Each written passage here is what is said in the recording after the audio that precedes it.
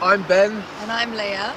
This is our Kombi, or otherwise known as a VW bus. This is our home, our adventure-mobile and freedom vessel, and this is where we live and have been living for the past 4.5 years since we initially bought it in Chile in South America. We've been driving it up and we are now in Seward, Alaska, enjoying the glorious sunshine, which seems so rare these days, but it's absolutely beautiful right now. We're going to give you a bit of a tour of our home and just let you know some of the mods that we've been doing and how we can actually live in this tiny vehicle, because it's a heck of a lot smaller than an RV, but somehow we make it work, right?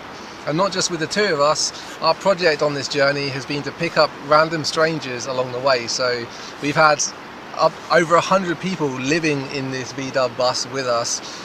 The first night, Leah slept in the Kombi. Do you want to tell them about that? Yes, the first night we slept in the Kombi with 6 people, so it was my introduction to Kombi Life, and I fell in love with it somehow. Somehow, and she's still here like 2 years later. 6 people inside that Kombi sleeping. Believe me, it was a horrific night.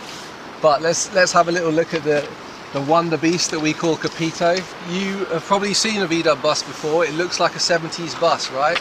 It is not a 70s bus. This is actually a 1992, which is kind of unbelievable. It's made up with a bunch of different parts. In South America in 92, they just took all of the leftover bits from all the Volkswagens. So our doors here are from the 50s, our back windows, which you'll see in a minute, are from I think the 60s, pre-67, like the front lights here are all 70s, so it's a real kind of mongrel basically, and that's kind of how it got here as well, because we've made so many repairs on the road. It's been kind of patched up and thrown back together 100 million times, I swear. I can't count them on all my fingers and toes. You see that we've got the Chilean plates here, so it's proof that we're actually telling the truth. We did drag this, or push this mostly somehow from South America. The cockpit, the driver's cockpit. You'll note here that we've got 2 fire extinguishers. The reason is for that is that we're a little bit fire paranoid after we had a fire just recently in the Kombi. The solar panel basically became activated over winter and melted our lithium battery, which caused a fire. The bed and sofa to burn, all the wood to burn. It was a horrific mess, wasn't it? It was lucky. It was just fire damage, smoke damage, sorry, but didn't do much damage in the car at all. It says empty. That's not good. It's not good. We've got to back up. Maybe we should get 3 fire extinguishers. Seriously, I'm so fire paranoid. Usually in these kind of vehicles, they're famous or infamous for having fire in the engine compartment. The inside of the car. This is where it all happens. This is the most comfy seat in the house, usually, because there's a lot of people in the back. It's a really simple vehicle, the old VW bus. They're not the best overlanding vehicles, but they just bring a smile to every face that you encounter on the road, and for that reason we absolutely love our little Kombi. Everybody smiles at us. Like, I kind of feel like they're smiling at me, but they're smiling at the vehicle, I know that. But yeah, we love our little car. The important thing to note is the oil pressure. We installed that afterwards to give us an idea of how the engine is performing. We've dragged it over the Andes Mountains, I think 7 times, which was quite an effort. And that little device there told us how close we were to blowing up another engine. 11 times I've had the engine out of this thing and rebuilt, mainly because the parts have been really hard to find. The mechanics haven't been very good in remote areas, so yeah, we've really kind of struggled to get up to Alaska, and that's why we're really appreciating being here at the moment. Our fuel gauge stopped working a little while back, so we've had the second fuel gauge installed, which doesn't actually work. When it says 0, it means that the tank is full, and as it gets empty it rises to a quarter tank. So anywhere near a quarter tank and we need to pull over and get gas. That's our Kombi. We've got these runners on the side here, which in the hotter countries people have been using as our air conditioning, because it gets so hot in the car when you're driving these long roads, and we drive very slowly, that people tend to hang on the outside of the vehicle. So we had these installed all the way around. Ben's been too weak to surf in Alaska at the moment. You will though. I've got 2 wetsuits on. Both of them with holes, so I will get in the water at some point. Got 2 surfboards because we give a lot of surf lessons to the people that come in the bus. One learner there, and something a little bit more nimble for me in the bigger waves down in Peru and Mexico. Are we going to talk about the engine, the infamous No, Kombi can we just skip past this part of the car? This is my favourite part of the car. No, you don't need to open that. Come on. This is where Ben spends most of his time, with his head in the engine or underneath the car. I don't actually live in the car, I live in this compartment here, nursing the little engine. If you'd have seen this a week ago, it was absolutely covered, saturated in oil. We had a bad oil leak, it was just coming out of everything, spinning around on the pulley here and flying up. Now, one of the things that drew me towards the bus in South America when I was looking for a vehicle, they didn't really have any RVs down there, so I couldn't find anything more comfortable. But the bus presented itself, and I've been told that the engines were really easy to work on. I wasn't told that you need to work on them all the time. So I don't know whether it's, swings and roundabouts. It is pretty easy to work on. I now know how to rip that thing apart and put it back together with my eyes closed, which is reassuring because having such a simple motor when we're so far remote and off the beaten track means that I can pretty much fix any problem that we encounter, right? Yeah. This motor is actually from a Beetle in Mexico, a late model 2001 Beetle. It's not your standard air-cooled engine. It is still air-cooled, but believe it or not, this little beast has a computer that controls the fuel injection, which astonishes me.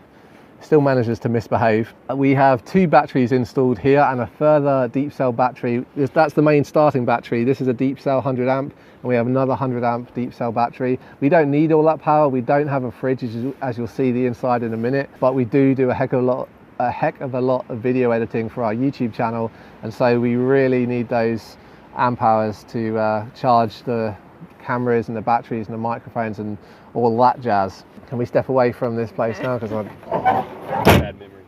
Bad memories, yeah. And we have our shower, which we haven't been using in Alaska at all because it's been too cold. Yeah, solar shower. But in the warmer climates, it is a lifesaver. So we use this for showering, we use it for rinsing dishes. What else do we use it for? Washing dogs. Washing dogs. Recycling baby wipes. No, I'm just kidding. We don't do that. You throw them away. Come on. That pressurizes the shower. It's basically a bicycle pump. It used to work. It used to work. Bicycle pump that. It had a little air valve on the top of this road shower. It's actually really cool, this road shower, because not only does it get hot when the sun's out, you can also pressurize it. Only holds about 6 gallons of water, but that's enough to see us a few days. We're pretty conservative with the water. So that's been a real little treat that we've had, that we've added to the Kombi. And our trolley for extra storage. That mostly has camping gear in there. We offer free accommodation to the people that we pick up on the side of the road. So if they don't have a tent or hammock or something, we have, I think, 5 hammocks, 2 tents, 3 tents. I don't know, I lose count. Ben has a basketball in there for some reason. I gave the basketball away. Did you? It's not in there anymore. Yeah, I gave the basketball Extra away. room. Lastly, on the roof, we have our solar panel. It's just a single solar panel at the moment, but we will be expanding the capacity because it's only 100 watts and we could do with a few more panels, I think, to enable us to fully work off grid 100% of the time. Take it away into the house. Our tiny, tiny home. This is the kitchen, very compact. This is our food storage and our kitchen. It's very messy at the moment, I apologise. We just have a 2-burner stove. That's it, no oven, unfortunately. No fridge, no oven. We just recently got a cool box to hold our fish that we've been catching, but usually we don't have anything, do we? Yeah. Live without it. When we stepped into Chris and G's RV before, we had envy straight away. You see the space they have? Yeah. They have a bathroom, a toilet, I know. a sink and a shower. There's a reason we film a lot of stuff inside the car with a GoPro, because to make it look a little bit bigger, but you wouldn't need to do that. You've got plenty of space. So everything in here has at least 2 uses, at least. Like our drum here, it can be a drum or a laundry basket. Yeah, that's our Peruvian cajon. It's a box drum. Absolutely love that thing.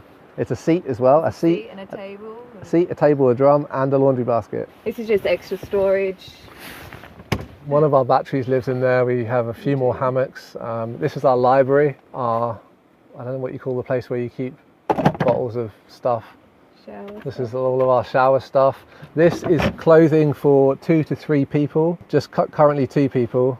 It's not a lot of space. We Yeah, we really don't have a lot of space, to be honest. But, you know, we make it work. The great thing about having a small form factor camper compared to like a big, like Class A motorhome, for example, is that we can get, you know, to places like this now, like a small riverside camp. It's free living, you know, we're living off grid and having an awesome time. So the sacrifices we make with not having those comforts that in a bigger vehicle is made up for by having the freedom of being able to go to like more places. You need to make the bed, you need to take everything, all the storage items out from the back, put it in the front, fold out the bed, move the water bottle, so everything kind of needs to be shifted and moved around just to make the bed work. It is a bit of a shuffle. We usually, when we pick up hitchhikers, we have all of their backpacks in the back here, so this is absolutely chock-a-block with other people's equipment. And then every night we move all of that into the front seat and kind of like build up the front and make a little space for a little Alaskita here to sit and sleep. Is a bit of a pain, but yeah, to get basically like, we're really good at moving together. Like we'll both be in here. We don't have the pop top version of this camper, so we do this like little shuffle. Can jump up a second, and then like. This is literally how it plays out. Like what we're doing right now is like we'll just move around each other, and then you know, we get pretty quick at doing it. Our water bottle lives up there, the drum comes out here. This is the 2-burner cooker that we have. You've seen these things before, you know, great little device that lives there. This is our solar charger. This one works much better than our previous one, which we suspect was the reason for our fire, which started under the seat here where we had a battery, completely burnt the entire seat. This one we found in Whitehorse in another bus that we pulled out, and burnt all the wood up here. This all had to be replaced. We varnished everything. You know, that seems like a pain in the butt. What you've got to bear in mind is we're giving this vehicle away in like a matter of weeks. We're making that draw, so we always promised that we would give this bus away to one of our supporters of our project at the end of the journey. And so when it burnt down and we only had like 6-8 weeks left to travel in it, we were like, oh my god, all that work for nothing. No, but it was worth it. It was worth the trip, fixing it for the trip out to Alaska. Yeah, we did all that restoration just so that we could experience a summer in Alaska. That's how good it is being up here. All those people that haven't been here before, it's worth it. So after we've moved all of this, we kind of lift up the storage here. This is where we keep a lot of our camera equipment, like a drone, and we have 2 laptops so we can both be doing editing, and we do a podcast as well. All of our mechanical bits down there, some electrical high-tech stuff, and then this comes out, and then that all goes back. And then somehow, usually Leah does this. Yeah, and then so then we just basically both crawl up like this. It's a lot more comfy than what it looks. Honestly, it's actually really comfortable. Sometimes people come up to us, invite us into their house and say, you can sleep in a proper bed, and we're like, I'll sleep in the Kombi bed. No, it's all right. So we've spent the last 4.5 years filming what it's like to live with the people that we pick up, and what it's like to discover the places that we go to all the way through the Americas, from Chile to Alaska. And that's all on our YouTube channel called Kombi Life, with a K, Kombi. And yeah, that's the life of this Kombi vehicle. You can follow our adventures and check out what we've been up to. And after we give away this van, we're also going to get another van, do it up, and go to Europe. And then across to India. And then we're probably going to get a boat. And Leah wants to do a motorbike trip at some point. Never ending. Basically, we have a whole heck of a lot of adventures that we're going to be sharing with you guys. So check out the channel. It will be worth your time.